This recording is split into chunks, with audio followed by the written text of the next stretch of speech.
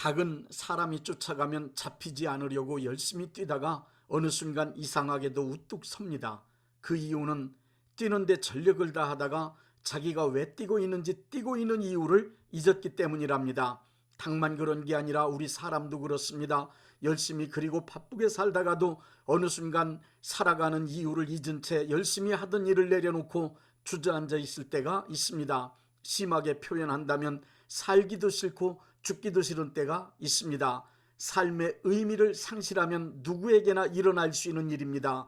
이 세상에 인간으로 태어난 이상 우리 모두는 각자 자기의 삶을 소중하게 생각하고 정성스럽게 살아서 자기의 인생을 존귀하게 만들어야 합니다. 인생을 존귀하게 만들려면 그 무엇보다도 삶의 의미를 발견해야만 합니다. 삶의 의미를 발견한다는 말은 내가 살아가야 할 이유를 찾는다는 뜻입니다. 내가 발견한 삶의 의미는 내가 살아갈 수 있는 삶의 원동력이며 내 삶을 존귀하게 만들 수 있는 능력입니다. 삶의 의미를 찾은 사람만이 거칠고 험한 인생길에서 승리자가 될 수 있습니다. 삶의 의미를 찾지 못한 사람은 모든 조건과 환경이 다 갖추어져 있다 하여도 자기의 인생을 존귀하게 만들 수 없습니다. 빅터 프랭클은 유대인으로서 악명 높은 죽음의 수용소에서 죽음을 이기고 살아나와 의미요법의 창시자가 되었습니다.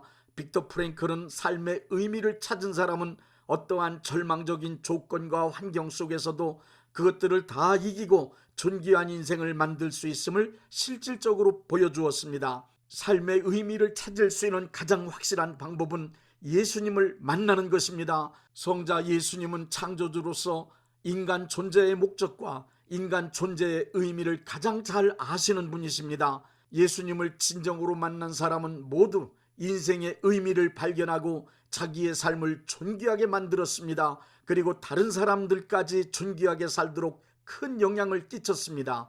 예수님을 만남으로 인생의 의미를 발견하면 아주 중요한 인생 태도 3가지가 형성됩니다. 첫째, 사명적인 삶의 태도입니다. 우리 모두는 이 세상에 태어날 때 3가지의 명령을 받고 태어납니다. 첫 번째 명령은 생명입니다. 이 세상에 살아라 하는 명령을 받고 살기 위해 태어났습니다. 두 번째 명령은 소명입니다. 하나님께서 부르시는 명령입니다. 세 번째 명령은 사명입니다. 일하라는 명령입니다. 사명은 하나님께서 내 인생 동안 이루어지기를 기대하시며 나에게 주신 명령입니다.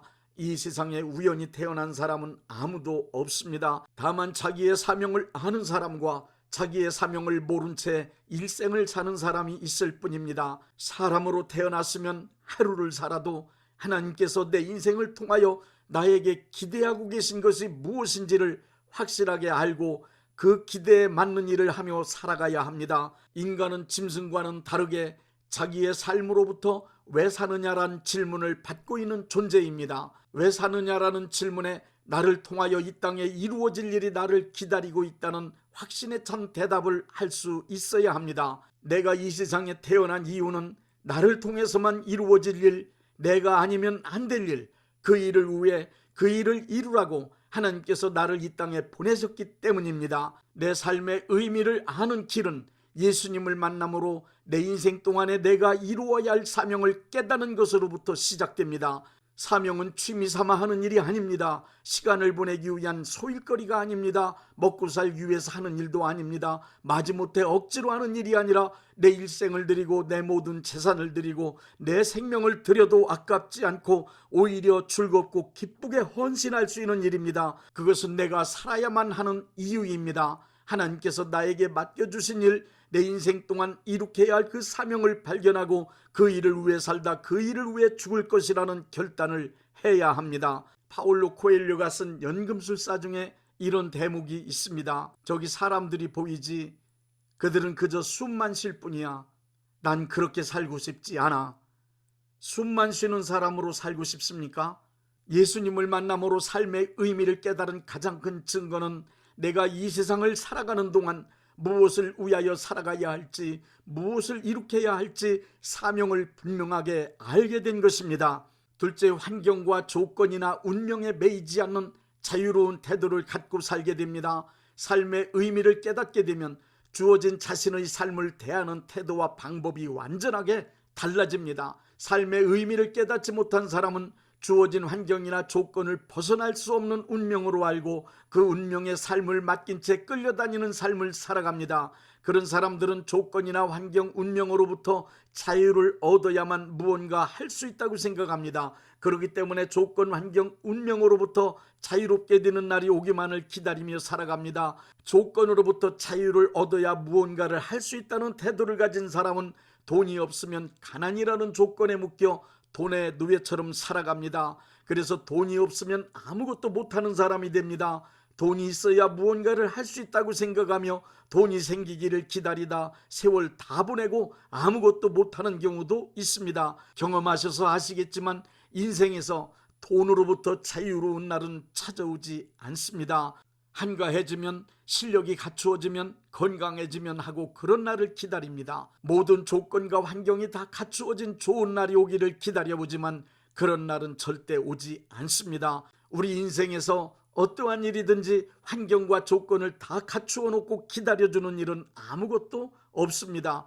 조건이나 환경으로부터 자유를 얻어야 된다고 하는 사람은 조건이나 환경이 완벽하게 갖추어져야 일을 할 수 있다고 말합니다. 그리고 주저앉아서 재벌 2세로 금수저 물고 태어나지 못한 자신의 운명에 대하여 한탄합니다.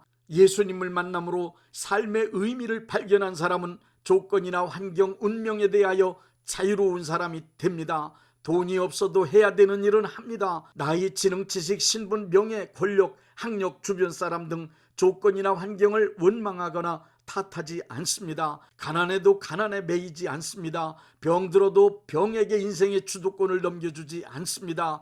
자기를 해롭게 한 원수 같은 사람조차 원망하지 않습니다. 자기 인생의 결정권을 환경이나 조건에 혹은 타인에게 넘겨주지 않습니다.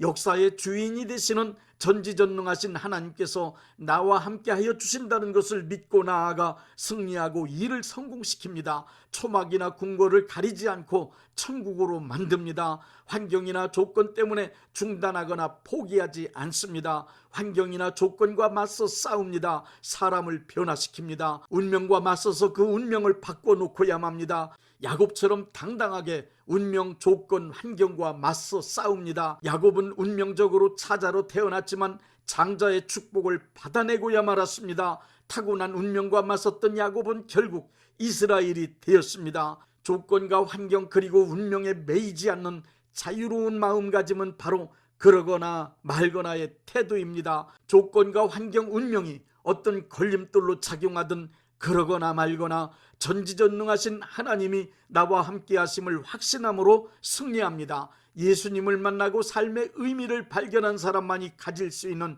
믿음의 태도입니다. 믿고 나서면 성령님의 위로와 인도하시는 능력이 크게 역사하십니다. 아무리 나쁜 조건과 환경, 운명이라도 하나님께서 크게 역사하셨음을 간증할 수 있는 사건으로 변화시키는 승리자가 되고야 맙니다. 셋째, 보람을 느끼고 보람을 찾는 삶의 태도를 갖고 살게 됩니다. 보람이란 어떤 일을 하고 나서 그것에 대한 가치나 만족을 느끼는 것을 말합니다. 일을 할 때마다 이런 일 하기를 너무 잘했다.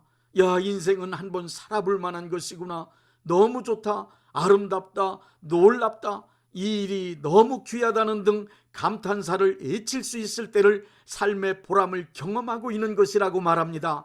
보람을 느낀다는 뜻은 자기의 삶에 대하여 놀라움과 기쁨과 감사를 큰 소리로 외칠 수 있는 사건의 경험입니다. 내가 하는 일에 하나님께서 역사하고 계시다는 것을 경험하고 감격하여 찬양하는 삶입니다.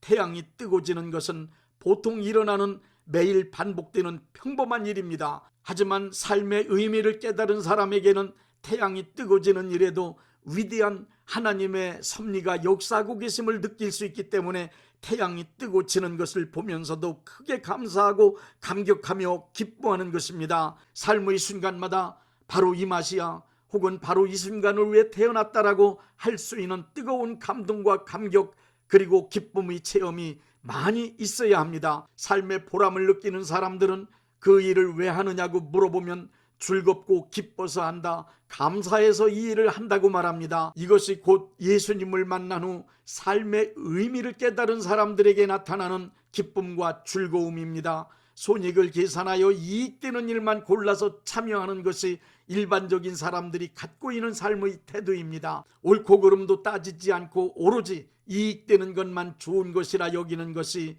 이 세상 사람들이 갖고 있는 가치관이기 때문입니다. 사실 열심히 땀 흘리며 수고와 노력을 아끼지 않았던 일들이 꼭 이익만을 안겨주지는 않습니다. 기대했던 만큼의 대가가 주어지지 않을 때 세상 사람들은 허탈해하며 무기력증에 빠지기도 합니다. 그러나 예수님을 만난 사람들, 인생의 의미를 깨달은 크리스천들은 수고와 노력으로 이익을 얻는 것보다 수고와 노력으로 얻은 보람을 더 귀하게 여깁니다. 보람된 일들을 통해서 성령님의 감화 감동을 느낄 수 있기 때문입니다. 그러므로 우리 크리스천은 좁은 길을 걸으면서도 밤낮 기뻐할 수 있는 것입니다. 니체는 인생을 애주를 타는 고개사와 같다고 했습니다. 그 자리에 서 있을 수도 없고 앞으로 더 나아갈 수도 없고 뒤로 물러갈 수도 없는 것이 인생이라고 했습니다. 그러나 인생으로 태어난 이상 아무리 어렵고 힘든 인생길이라 하여도 우리는 잘 살아야 합니다. 애주를 타는 고개사와 같이 험한 인생길에 서 있지만 예수님 만나면 사명도 알 수 있습니다. 그리고 어떤 운명에도 매이지 않는 자유함을 누릴 수 있습니다. 또한 어떤 일을 하더라도 보람을 느끼며 기뻐할 수 있습니다. 인생 예수님 만나면 잘 살 수 있는 길이 보입니다. 지금 살고 있는 인생길에서 예수님을 그리스도로 반드시 만나야 합니다. 아무리 인생길이 어렵다고 해도 우리 모두는 잘 살아야 합니다. 인생은 한번 살아볼 만한 것입니다.